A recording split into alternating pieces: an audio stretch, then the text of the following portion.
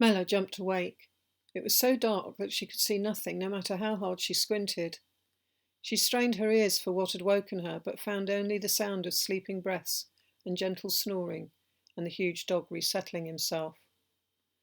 A rattling on the outside door handle stopped all sound.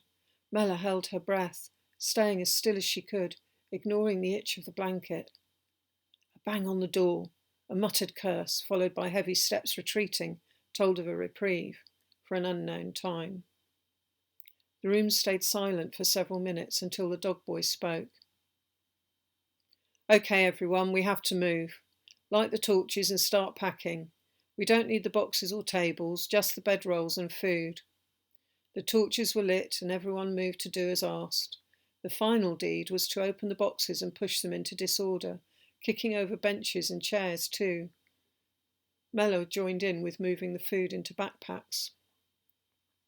The hoodie-wearing boys lifted the cabinet away from the door and someone oiled the bolts before sliding them open. A dull dawn filtered lazily from high above. The lead boy went ahead up the slope, holding a hand up while he and the dog checked the street. Stepping off the top step onto the broken pavement, he beckoned with a cupped hand and they set off, crossing the road outside in small groups until they were all in the alley opposite. They set off at a steady jog, a couple of the older kids at the back making sure that none of the little ones were left behind. The smallest had to run to keep up, but seemed used to it. Mella wondered how long they'd been living like this. They seemed to know what to do. With the bag once again banging on her back and her rolled blanket on her shoulder, Mella kept pace, stopping when the person in front stopped and starting when they did, barely noticing her surroundings. She'd known so little of the city that she could only guess where they were. The buildings were old, so not as tall as the shopping area she'd visited with Mum, and very different from where Dad worked.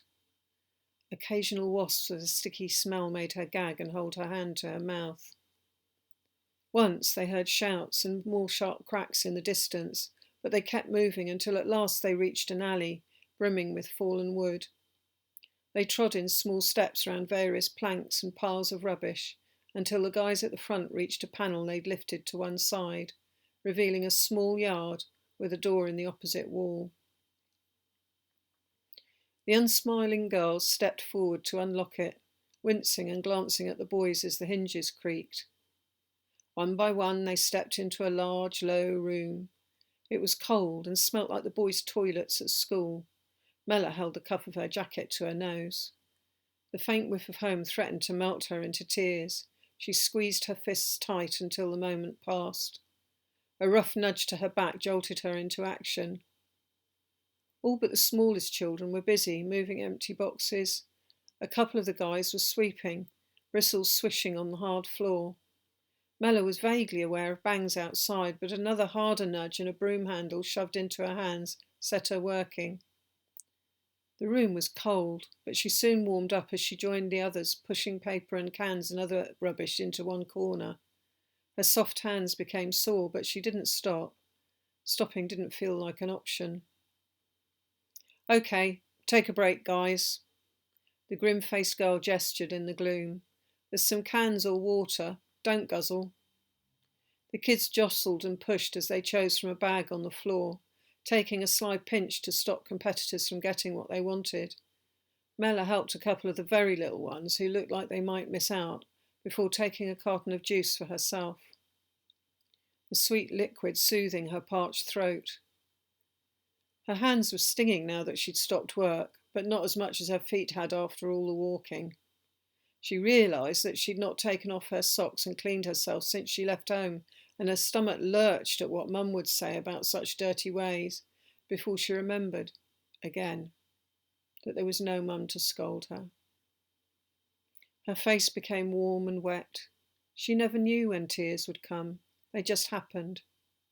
She wiped her face with the edge of her jacket, trying to smile at the boy next to her who looked but didn't ask. "You two, sort out those bags, put the stuff in the boxes." Mella and the boy worked in silence. There was a lot of stuff. Tins, bags, bars, biscuits, but it wasn't fun like home. She took things out, he stashed them, now and then smiling or glancing at her. A sudden loud bang stopped them. It was outside and close. Someone started crying. The dog yipped before hiding behind the big boy. It was hard to see in the gloom, but Mella could make out that the small ones had gathered together. She was used to being the youngest, but she wasn't any more. A rumbling and roaring and a cloud of dust rolled past the only window, told us something unknown disaster happening outside. The door flew open as a couple of the lads dived in. Shit, they blew up another block. That was close. The whole thing just collapsed. Any closer and we'd all be goners. Struth! Mummy, I want my mummy! And that set them all off, all the little ones wailing and sobbing. Mella and the boy she'd worked with and a couple of others tried to comfort them, but it was as though a floodgate had been opened. Shut the fuck up! The grim-faced girl was silent no more. She slammed her fist on the only table. The crying subsided to sniffles and sobs and an occasional whimper. We don't want them out there to find us. She spoke in a harsh whisper. You know what they'll do. They'll take you, maybe all of us, away, and you'll never come back. The boy with the dog shifted on his feet. The dog was lying down now, panting fast. Head count.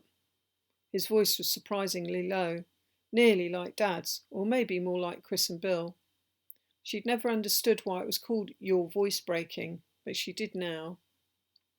Mella smiled at a memory of them all laughing, in that other life, the one that seemed to have gone, then dropped her head, not wanting to be asked what there was to smile about. 56. Everyone's arms were up. Those bloody twins again. Where the crap are they? A rapid knocking on the door and muffled shouts. The dog growled as the boy strode across and wrenched open the door, seeming ready to deck whoever he found there, but he stopped at what he found. The twins were both there, but not laughing this time. One seemed fine, but the other, something had happened to the other one. One of his legs looked all wrong, covered in blood. His face was very pale, his brother's too.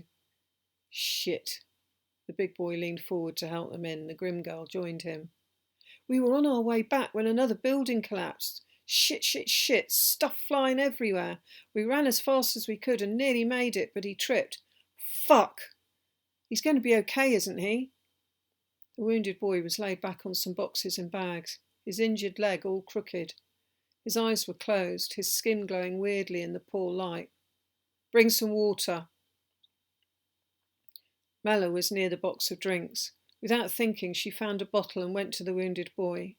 She tried to unscrew the lid, but it was too tight. The girl snatched it from her and pushed her away.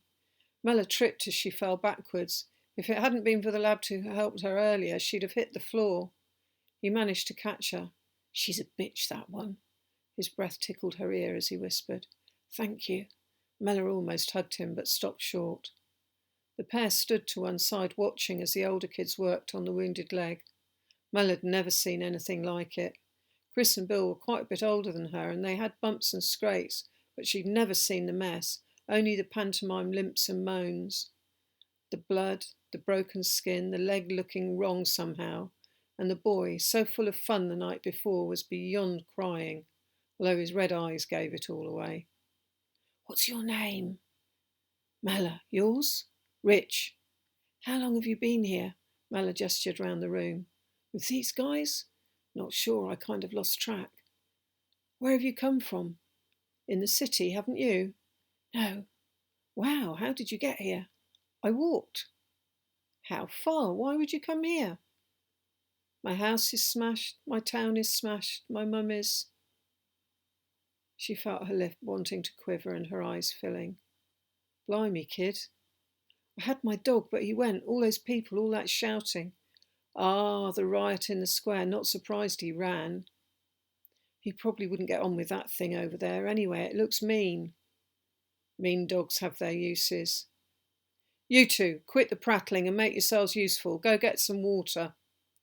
Mella felt her face flush. The dog wasn't the only mean thing in the room. Most of the kids had fallen silent. A couple of the little ones were asleep, in a pile like puppies. At least that would keep them warm. She went to them. Rich would sort the water. She didn't want to be near the angry girl. She sat down with the kids.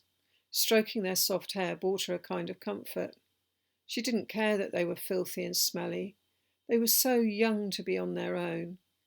Patchy memories of hushed conversations at home flashed through her, and she thought they must have something to do with what was happening now. Recently, Mum had the understairs chat with her most days, and here she was. Mum gone, Dad and brothers who knew where, and now this, hiding in the dirt, away from grown-ups. Things were upside down. Empty, drained, she stared at the scene across the room as they worked on the wounded boy, and slipped into oblivious sleep.